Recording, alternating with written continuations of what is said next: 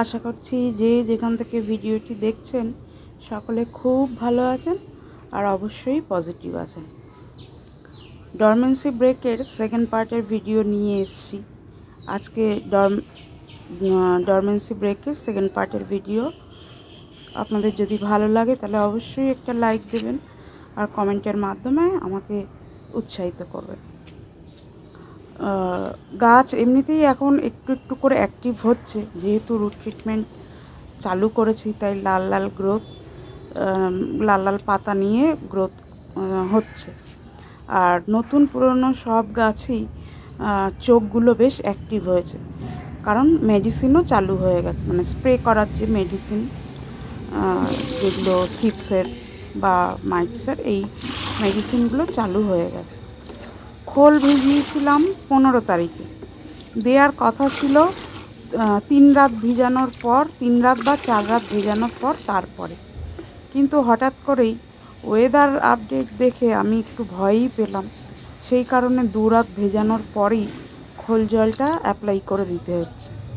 তার কারণ নতুন করে নাকি ঘূর্ণাবর্ত তৈরি হয়েছে, তো সেই কারণে আমাদের কলকাতার সাইডে হয়তো হালকা বৃষ্টিপাত হলেও হতে পারে অথবা মেঘলা থাকতে পারে। তো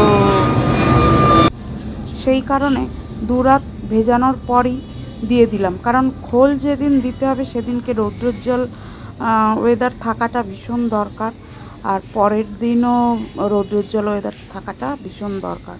কারণ পরের দিন যখন ড্রেন আউট করাবো মিডিয়া, তখন যেন এক্সেস খাবারটা জলের সাথে বেরিয়ে যায়। তো সেই কারণে যেদিন খোল দেব এবং পরের দিন রৌদ্রোজ্জ্বল ওয়েদার থাকাটা ভীষণ দরকার। আচ্ছা, খোলের মধ্যে দিচ্ছি 1261 আর দিচ্ছি ম্যাগনেসিয়াম সালফেট বা এপসম সল্ট, যাই বলুন। এটা আমার কাত্যায়নীর ম্যাগনেসিয়াম সালফেট। খুব একটা ভালো আমি রেজাল্ট পাইনি ম্যাগনেসিয়াম সালফেট থেকে, এর থেকে অ্যারিসের প্রোডাক্টটা অনেক ভালো আমার মনে হয়। অ্যারিসের যে MgSO4 বা MgSO4টা আছে ম্যাগনেসিয়াম সালফেট, ওটা ইনস্ট্যান্ট কাজটা যেন চোখে লাগে, কিন্তু এটা তো কিছুই বুঝতে পারি না। আচ্ছা, মেশানোর ভালো করে মিশিয়ে নিতে হবে দুটো জিনিস খোল জলের সাথে। আর যে ফেনাটা তৈরি হবে, এই ফেনাটা একটু ছেঁকে ফেলে দিতে পারলেই খুব ভালো, আর খোলটা একটু ছেঁকে দিতে পারলে খুব ভালো হয়। আমি 500 গ্রাম খোল ভিজিয়েছিলাম 38টা গাছের জন্য, তো আমি আজকে ছাঁকতে পারিনি, তার কারণ মানে ছাঁকনিটা আমার নষ্ট হয়ে গেছে। সেই কারণে প্রথমবার ওই ঝাঁঝরির মধ্যে খোল জলটা ঢেলে দিতে গিয়ে ঝাঁঝরির ফুটোগুলো আটকে যাচ্ছিল। তারপরে আবার ঝাঁঝরিটা খুলে তা এমনি জল মানে ডাইরেক্ট দিয়েছি নলের মাধ্যমে। তো এভাবে ভালো করে ফেটিয়ে ফেনাগুলো ফেলে দেওয়া কিন্তু খুব দরকার। খোল জলের সাথে যেহেতু 1261 এবং MgSO4 দিচ্ছি, সেই কারণে হয়তো পুরনো যে পাতাগুলো আছে গাছে সেগুলো হয়তো ঝরে যাওয়ার সম্ভাবনা থাকবে,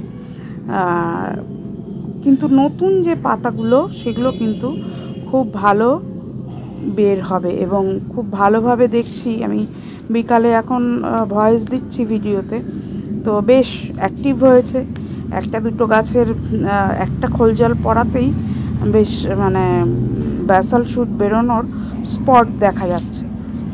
তো যাই হোক, ফুটোতে না আটকে গেছিলো ঝাঁঝরির ফুটোটায়, তারপরে আবার পরে নলের মাধ্যমে দিয়েছি। এই ছিল আজকে ডরমেন্সি ব্রেকের সেকেন্ড পার্টের ভিডিও। কেমন লাগলো অবশ্যই জানাবেন। আমি খুব সামান্য ক্ষুদ্র বাগানি, আপনাদের উৎসাহ পেলে আরও নতুন কিছু করার চেষ্টায় থাকব। সকলে সুস্থ থাকবেন, ভালো থাকবেন, আর অবশ্যই সবুজের সাথে থাকার চেষ্টা করবেন, এতে মন মানসিকতা ভীষণ ভালো থাকে। আজকের ভিডিও এই পর্যন্ত, দেখা হবে নতুন ভিডিওতে।